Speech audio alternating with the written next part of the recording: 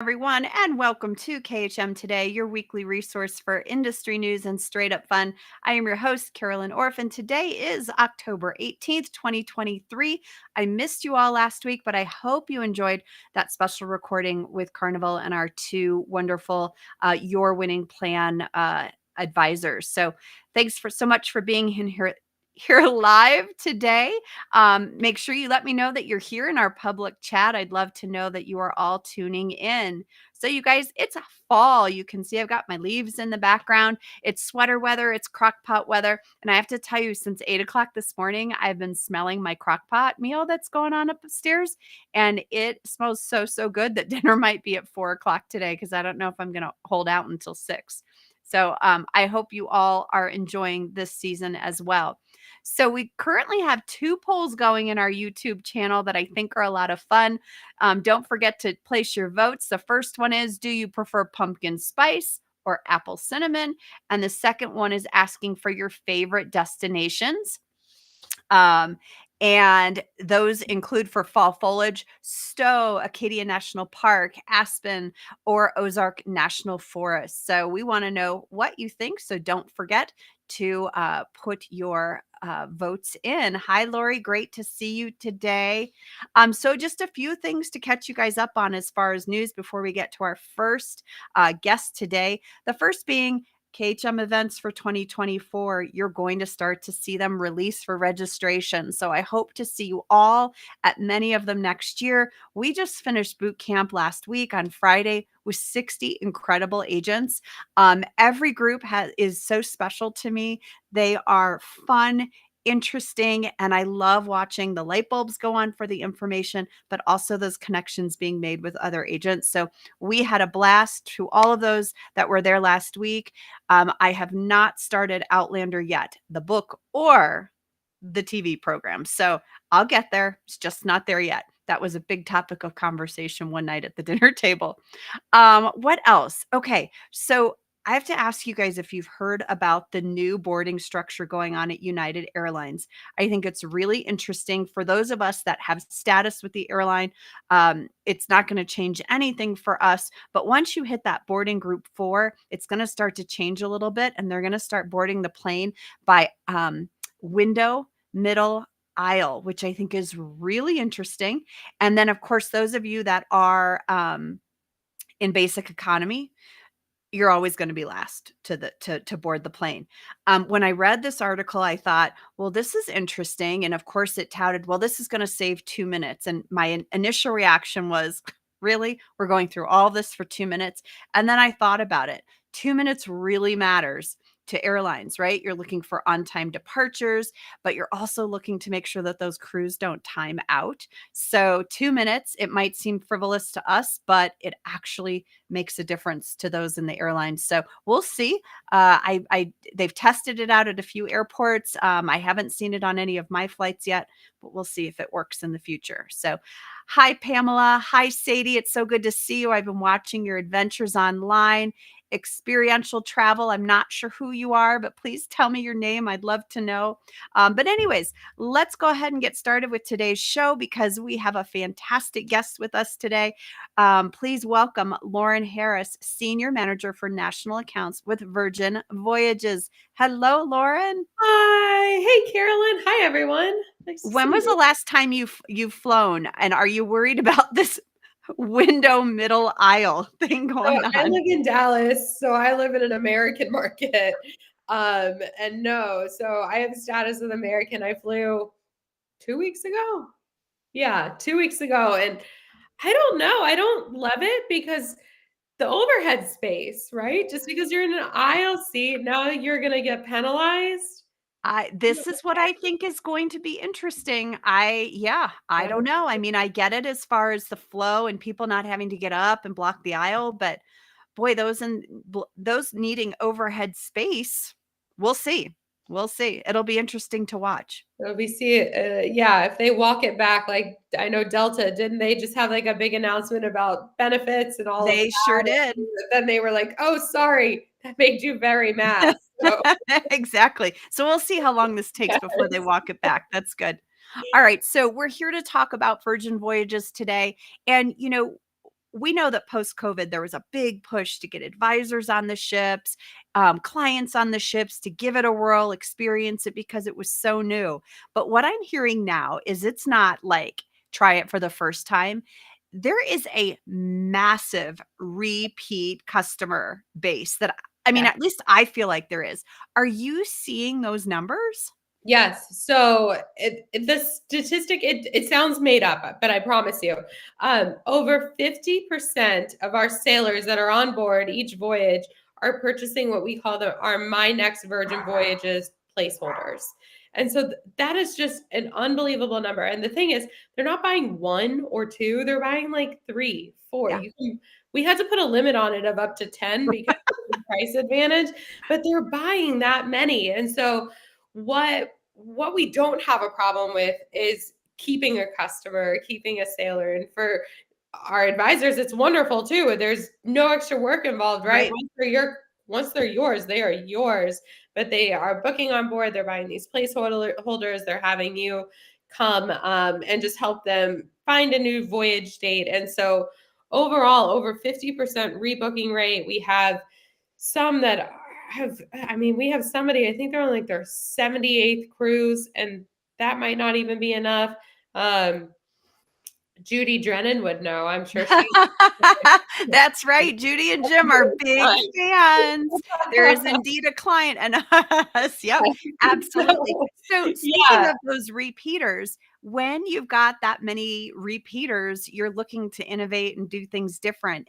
And in the coming year, you've got a lot of new itineraries and ports coming out. Yes, we do. And so, like you said, post pandemic, we were known for Scarlet Lady, those 4 and 5 nights out of Miami and just sailing the Bahamas, Mexico, great for like a quick trip in the getaway in the sun. But we've expanded to over 100 ports with our 3 ships in the water. And so we ramped up very quickly, and we have Scarlet Lady, Valiant Lady, and Resilient Lady all sailing as of now. And we have everything from Resilient Lady started sailing out of Athens this summer, Mhm. and she's about to make her 45-night repositioning through Dubai and Singapore and New Zealand before she makes her way to Australia for a whole season in Melbourne and Sydney. And so if you ever had an itch to sail on Virgin Voyages down under, you can do that.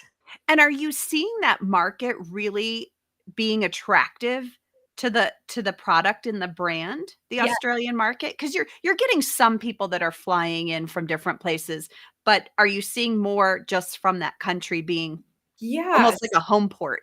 So Virgin as a brand is very strong in Australia, and so it made perfect strategic sense. But interestingly, originally when we had released these Australian sailings, many of them were longer. They were 11 to 15, Mm, 16 nights, thinking that it would be mostly the Australian market who would be buying these and booking these. But what we found was that there was a huge want from our US market, our North American market, saying, we're already going to Australia. This is a great spot. We're going over for a very long yeah. time. We would love to make this a component. And so we walked it back a little bit, right? Like companies, they come out with these announcements and we're like, oh, let's shift a little. So we walked it back a little bit and we added some 2, 3, 4, 5 night options for those that are coming over from North America or even Europe. And they're just wanting to make this a small component so they can see a little bit more of Australia. They can Mhm. do it in a very virgin way. Again, those repeat customers that already know what they're going to get, but they want to Right. see all of these new places. Um, it's been really popular with them. So, yes, we have a strong presence just from Virgin and Richard in Australia, but also for these sailings, Mhm. um, it's wildly popular for us here in the US too. Besides that sailing, do you have one that's kinda popping out to you saying, "Ooh, that would be fun"? So I have a few, and when I think when I think about like warmth. I'm really excited for where Valiant Lady, and she is taking over what was going to be Brilliant Ladies late winter, early spring sailings out of San Juan. And I Mhm. think the itineraries that are visiting like St. Lucia and St. Kitts and Grand Turk, I just think that sounds so fabulous in such a good way because to me, usually if you're going to go to these places, you have to pick an all-inclusive resort, right? And you're in the same spot and you're there, that's great. But if you want to be on the move and you want better dining experiences and Mhm. just try different things, I think this is a great way to do that. So we've added Southern Caribbean, which is amazing. But then with um, Valiant Lady visiting Portsmouth next summer, I think, or yeah, late next summer, that's going to be really cool too. So with that, we're going to sail into Ireland and Iceland. And so all of these, Wow. yeah, so we've got some other really cool, unique places. And all of these are very buzzy, right? Mhm. Everybody's going to them. But again, when we lean into these repeat customers, they're saying, I love I know what I'm going to get. I know that it's quality, but now I get to see all of these great new places. Right. It's kind of an extension of land, right? You've got people that when they were to go to these places, they might have done it on land. Now they can do it on sea with a brand that is adult only and that they trust, and it might just look a little bit more attractive to do it by sea. So, well done. Well done, Yes. Virgin. Somebody help me. Yes, Amsterdam too. And it's like all of these European markets with like their crazy hotel situations and availability. And it's like you can go do all of these things, see all of these great places. But now we're a really great option, not only just for the value, but again, like you said, for you know what you're getting. Right, right. So we have all these cool itineraries for all of our repeat guests, and you've got this let's book link. Let's go book link Yes. that Yes. likely makes it a lot easier to get the process done. So there's I'm gonna talk about Let's Go Book in threefold. First up, you can earn commission while you sleep. So your Let's Go Book link is unique to you. It mirrors virginvoyages.com. And there's a banner at the top and it says sold and serviced by, and it has your name, your agency, and a quick link to either email or call you should they want to. But your clients can go through the entire booking process, the research process, make the booking, and then have you service it for them after. So it just gives them a little more independence over their payments, putting the deposit down, obviously the research, but then the booking is still credited back to you. And so we see a ton of advisors using this um, on all of their social channels. Mhm. So they'll use that, they'll turn it into a QR code when they're at a consumer show. And so it's a great way to stay connected with your clients without having to do all of the manual labor. The nice thing about this link is once they've clicked on your link, it is tied to them unless they actively go and clear out their cookies or they click on another advisor's link. So, Okay. say they click on it, they remember Virgin Voyages or they were at a consumer show, a bridal show, and they can't exactly remember your agency name. No problem. They go to virginvoyages.com again, still says sold and serviced by you, unless, like I said, they actively go and delete that. So, Okay.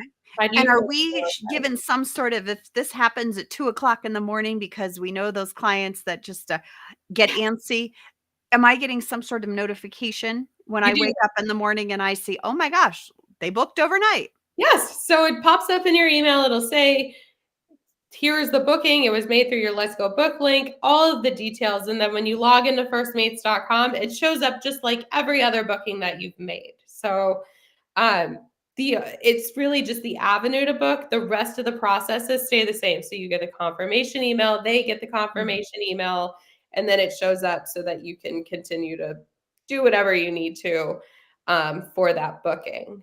I Um, love it. yeah, so that's one fold, right? Twofold.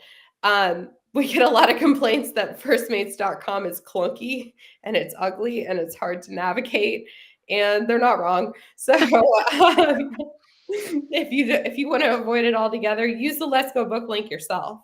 And you can use it to book your clients, right? So you never have to look at that ugly see where black screen ever again if you don't want to. Okay. then lastly, the other thing we hear is why do you only optimize for Google Chrome? And we are. So here at Virgin Voyages, they gave us all Mac computers, but we operate everything through Go. And I know many others out there prefer Mac or they use something that is not Google Chrome for whatever reason.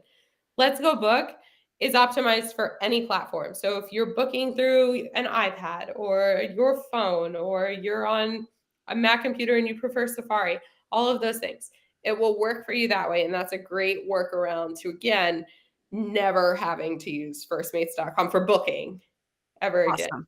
Still log into firstmates.com. John, do not come for me. You still need it for all your marketing resources and all the other information. But when it comes to booking, that's a great way to avoid it. That's awesome. Well, and it's all these steps that you guys are taking to make sure that the process is easy for us, therefore it's easy for our clients, and we can keep bringing those bookings in repeat after repeat. Judy has said that she has someone booked on Amsterdam next year. Yes. Is Iceland in the works in the future? I may have spilled some tea that I wasn't supposed to. I'll go back and look and see if that's listed yet. But if it's not, you heard it here first. That's okay. That's okay. You know, it's something to get everyone excited about. It is. And honestly, I have to go back and look. I am 2 months, 8 weeks away from giving birth. So if anything, I'm blaming it on the baby. Absolutely. Absolutely. But Let's yeah, blame those little ones before they're here. yeah, right. That's what they're there for. But leading into that, we do expect to have the rest of 25 and 26, well, into 26 deployment by the end of the year. So if there's something that you don't see that you really want, stay tuned. The goal is to have all of that released by December too. I think it's so interesting. How do you personally keep track of things so far out? I don't. Yeah. But I just had to order a 3-year planner, like physical planner, because my mind was getting boggled by the online calendars. And I just was like, you know what? Everything has to be in one place. So I actually sat the other night with my daughter in college, her calendar, my son's calendar, who's still in high school. And I was like looking so far out, all of the KHM events, all the industry events, because we're starting to plan for like 2026 and 2025. And visually, the computer was not working for me. I could not see where all these dates lie. So I'd love to be in the deployment office. See, look at Yes. this. Here's my planner that is empty that I have all my good intentions on Yeah. using it for. But I think it's so hard. I would love to be a fly on that wall to see how this all works. Okay, Valiant's going to be over here, Brilliant's going to be over here, Scarlet's over here, and how that all works. It's just I admire anyone that can have that sort of forward thinking. Oh my gosh, I know. Our itinerary planning teams, they are so incredible. They are boots on the ground. Yeah. So they research everywhere before we even decide to put it in port. I mean, the great thing about our ship too is it's mid-size, so we can get into some of these more buzzy, unique ports. And we're in there's 2,500 people max on board, but even with that, we don't have to just go to where all of the other mega ships are. We can get into these smaller, cooler areas and still be able to dock in some of them too. So that's the really nice thing is that we don't have to tender everywhere. Right, right. Well, we thank you so much for being here. We love our partnership with you guys, and I wish you the best of luck. We're going to see you Thank here you. in January, February. We'll see you in the new year, I'm sure. No. No, I don't know if we have any. I guess this is our last one for this year. I will be back in April. So Wow, good for you for taking a little time. gotta take a little time, raise this last little one for a little bit, but I will. I'll be around, and you all have your incredible sales managers that you can absolutely reach out to with anything you need. But yeah, Awesome. I always love seeing you guys. So Well, thanks for having me. thank you so much. Best of luck to you, and we'll see you in April. All right. Cheers. Thanks, Lauren. Take care. And speaking of repeat guests, you guys, we have a repeat Virgin guest on our show. He loves this brand. Please welcome Matt Wahlgren back to the show live from Rome. Still in Rome. Still in Rome. Still in Rome. I think that Hi, might be Carolyn. your new name. Still in Rome, Matt.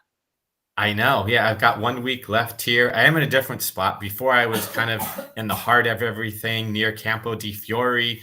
Now I'm up in Monteverde, which is a little Mhm. bit further away from Trastevere. So it's a little quiet here. It's a nice neighborhood, not so touristy. So Okay. we're enjoying it. So you're kind of really experiencing the life of a local. The real Roman life. Yeah, and I actually get to practice Italian out here because in the main area, it's everybody speaks English, so it's just hard to practice. But Yeah, out here, I'm getting to practice it a little bit and getting better at not confusing Spanish with Italian because they have some words that are a little similar. similar. Yes. Yeah, Yes. so Well, good. Well, we're so excited that you're here today, and you're so proactive that I love getting emails from you that say, "Hey, I think this would be a good topic for the show." And the topic today is service level agreements, and I think it's an important one. We oftentimes talk about service fees, and these two sort of relate, but this is actually kind of its own island, meaning that it only has to do with what you are going to provide. So when I say mhm. what is a service level agreement, how do you personally define it? Well, it's really your promise to yourself on how you're going to service your clients. You can publish these, you can share them with your clients. I don't actually. It's really internal for me Mhm. and what I'm guaranteeing to my clients and what I'm committing to for myself on what I can do. And so what are some of the things that are on your list? Well, there's a few, and like you said, you don't need to charge fees in order to have this in place. But I've got several. How long is it going to take you to respond to a client? Mm, For me, it's 24 business hours. If that's at the latest, I like to do it sooner than that if I can. But at the absolute latest, they're going to hear back from me within 24 business hours. Does that work with your model? For you, it might be two, it might be mhm. 72 hours. It has to be the commitment um, that works for you in your business model. And it can also vary depending on their type of request, right? So if the client is traveling, you might get back to them sooner. If they're not traveling, okay, well, maybe it's not a rush, right? So what do you think is, when it comes to time frame, that's one thing. The initial conversation. What about that quote process? The quote process, yes.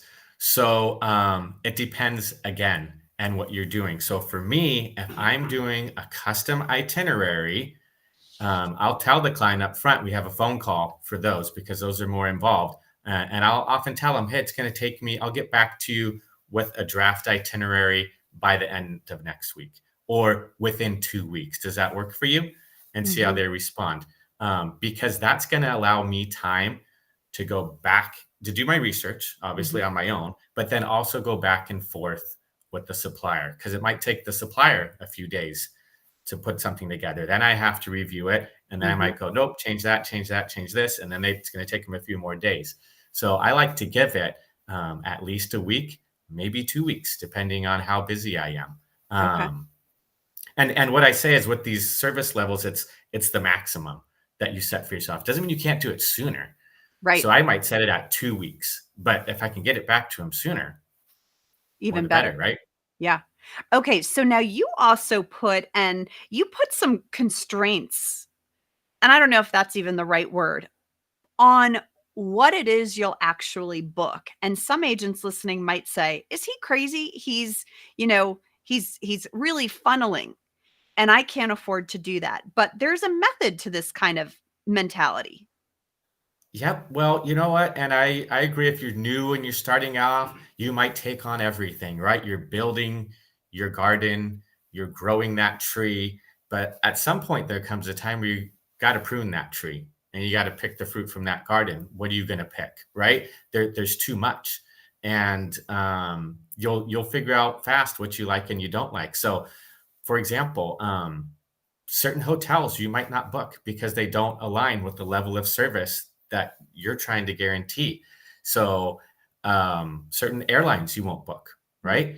Um, for example, depending on your brand too, if you're marketing yourself as a luxury brand, then what are you doing booking three-star hotels, right? You should Three-star hotels should not be an option Mhm. for your clients. It just doesn't make sense. So it goes back to aligning yourself really specifically with your goals and what you're Yep. set out to do and what you're set out to sell. Um, I think that it's interesting when we think about what it is we don't want to sell. Um, do you believe the service level agreement also falls in line with some of like our preferred partners? Are there people that you're saying yes to, no to, and sometimes there's a situation where you kind of have to bend those lines? Or are you pretty straightforward in your thinking? Yeah, no, I definitely have my preferred partners, and they must follow certain criteria for me to Hmm. work with them. They need to be able to hold a quote. I don't like this business of, sending someone a quote and then 1 hour later the price changes. I don't like that. I've got a few other criteria, but I only work with certain preferred partners. Before I do, I call them and I ask them a series of questions to see if they align with my Hmm. service level agreement. And the service level agreement doesn't just fall towards what you're going to book. It also falls back on the customer with who you're going to work with. What does that look like for you personally? Yep, absolutely. And I had one recently that was really funny, and he kept writing me, and I'm like, I'm not going to work with you. Um, he basically gave me a list of hotels. These are the prices. This is what I want. If you can save me 50%, then you can keep 25% of that savings. And so and he was traveling like in a month. And I said, oh, in order to provide good service to all my clients, I'm not taking on any trips where they Mhm. travel less than 3 months. And I actually do that a lot. And this guy kept coming back and really wanted, what? It's just a 2 hour job. Why won't you do it? Uh, no, I'm not. No. There's other reasons why I won't take you on too, but Yeah. I'm not trying to get into that. Right. So I just came up with a kind of a generic excuse. But yeah, absolutely. Depending on what it is. Now, if it's a cruise, and it depends on what the trip is, right? So Yeah. if it's a cruise, maybe you will book that out if it's less than 2 months. If it's a custom itinerary, I really don't like doing that less than 6 months. Yeah. I'll do it 4 months is my time frame. If they're a client and I already know them and we have an established relationship, then maybe I'll do it shorter. Maybe I'll do it, in less than 3 months or Mhm. so. If it's an all-inclusive resort, that's not as hard. Maybe 1 month or 2 months. But the problem is when the whole point of these service level of agreements is to keep you and your clients out of trouble. What Right. happens is when you do it too close to when they're traveling, guess what? Oh, now it's sold out. By the time the client got back to you, now you have to go all the way back to the beginning and find a new place to Mhm. put them, a new resort, all these things, and it's just a headache. And so this, these kind of ideas of the service level of agreement and why I wanted to talk to you about it is I was just looking through our KHM group and other travel agent groups and the problems that a lot of agents are facing. And I just thought to myself, if they had a service level agreement in place, with themselves, Right. um, they could avoid all these issues. Yeah. I know it's interesting that you say that, Matt, because recently I don't do a lot of FIT Europe anymore simply because of the time and my role at KHM. And I had two people come to me and they were, of course, referrals. And we had those conversations and I just liked them so much that I said, look, I don't typically do this. I usually refer you out. I said, but I've really enjoyed our conversations and I think we'll have fun planning this. But here's the deal. We need to be planned and booked by this date because after that my bandwidth completely changes and I will not have time to go through the research and the follow-up with the supplier, right? I can't do that back and forth. So if you're committed to working and being done by this date and lock and key, we're ready to go. I'm all in. So now I'm putting it on them. They know what I need from them. And sure enough, both of them are like, we're good. Yes, let's do it. So because I had a little bit more time during certain weeks of the fall. So it is really important. And I know each one of us listening and now and later, our level of customer service is important to us. It's really the only way we stay in business. Yeah, it does, and you see those posts on Facebook with agents, and their hearts are breaking because something didn't go right, Mhm. and their client isn't satisfied, and they take it personally. I think a lot of us take it personally. I know I do, so I try and do everything I can to avoid that. I want that email Right. that comes back saying, "Oh, it was wonderful. Yep. Everything went Yep. smoothly. Thank you so much." Yeah. And again, this doesn't inhibit your growth, I don't think. I think it actually contributes to your growth. Would you agree? Absolutely. And that's why I use that analogy of pruning your tree. I'll Mhm. give you an example during the pandemic. And this is strictly a tree story. It's not about travel, but it's a metaphor. We've got this lemon tree and it produces lemons and it's good. We'll have a friend who's an arborist and he happened to come over to hang out and he's like, wow, look at this tree. So he just went back there and he started trimming that tree away just on his own, like just for fun. And that was a year before the pandemic. And then when the pandemic hit, boom, that tree was bursting with lemons. And I think it's just the same, kind of Yeah. analogy with our business. If you cut some things out, you can grow more of Other other things, areas, and yeah. ideally the things that you want to do. Yeah, Mhm. So, as you've been traveling and really kind of working I don't even know if it's called working remotely when you're there for as long as you've been there. Do you feel like being where you are now and have been for an extended period of time, you've still been able to keep yourself at that level that you wanna be as far as service? absolutely.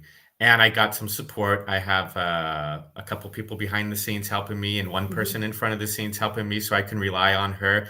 She's based in Georgia, Mhm. and then since I was here, actually, the time frame that I picked to be in Rome is when most of my clients were traveling through Europe. So that actually helped because I was on their time zone when they were traveling, and Right. any clients that weren't traveling, well, Natalie, my assistant Right. and sub agent, was taking care of them. So That's we really fantastic. it really helped a lot because we just hand things off. Like in the Yes. morning, I'd wake up and see things. Okay, I'll get this done. In the morning, she'd wake up and see things that I couldn't get done that she would get done. It was actually a really great system. Great partnership. I love it. So we've got a Yeah, couple of comments here. Judy loves the idea of the agreement. Always had to those negotiated in a corporate job, right? Like transfer those skills, you guys. What did you used to do back then? Transfer it over to your small business now. I love it. And I really let's just go back real quick, Matt, to the mindset behind this. Does not have there's a relationship between this and perhaps charging a service fee, but they don't necessarily have to go hand in hand. You can still have this without charging that fee. This can be very internal, whereas this is kind of both, right? You're charging a fee, therefore absolutely. the client's going to get this. And it could be client facing if you want it to Yeah. be. You can have a page on your web page on your website that you send to them, or if you want to just keep it internally. I keep it Mhm. internally, and it doesn't need to be some long, drawn out Right. document of 50 pages and stuff. It could just be bullet points if you want to, and revisit them. Check them once a quarter. Am I meeting Yeah. these? Did I say what I was going to do? Do I need to change these? Does it not work anymore? You know, when I had less clients, oh, maybe I could turn around a custom itinerary in a week. Now that I have more clients, it's like, man, I can't. It's kind of hard to get that out in a week. I need a Right. couple weeks, Right. just to have the time and to take the dedication. And your clients will understand and they'll appreciate it. Actually, for custom itineraries, if it takes longer, oftentimes I feel like the clients value it more. They're like, wow, he really worked Yeah. hard on this, especially if you Mhm. present something really nice to Really them. Like comprehensive. Yep. in Travefy, a lot of people use. I build it out on my website, the custom itinerary, um, and clients love it. I throw pictures in there. It looks great. They can tell that I worked hard on it, and they appreciate Mhm. it. Right, right. Vicky, it's so great to see you. I've missed you at some events recently. She's loving the topic and she says, post it up so you can see them, which I absolutely agree, right? Right next to core values from KHM, it's what are my important pieces to remember when it comes to service levels for my clients. So I love being able to post it. Matt, as always, it's wonderful to see you. I can't wait till you're back in the States. I think you're going to ASTA in May, right? Yeah, I wasn't going to. I'm like, I don't need to go to ASTA this year. Then they announced it and it's in Dallas. And I'm like, well, that's where I live. I guess I might as well go. So yeah, I'll go again this year. See you there. Good. I hope all of you that are watching will come too. It's a It'd be great fun to see event. you again. Yeah. So wonderful. Well, thank you so much for being here. Safe travels home in a week. Enjoy the rest of your time. Thank you so much, Carolyn. All right. See you soon. You guys, thank you so much for joining us today. Thank you everyone for your activity. It makes the conversation so much more fun. Let's see. Next week, oh gosh, next week is Halloween, you guys. I bet you don't have any idea what I'm going to dress up as. It's this costume I've never used before on the show. So let's get dressed up. Let's celebrate Halloween with Kathy Killen and Royal Caribbean. So I'll see you guys here next week, same time on the KHM YouTube channel. Don't forget to like and subscribe. You guys have a great rest of your week, and we'll see you soon.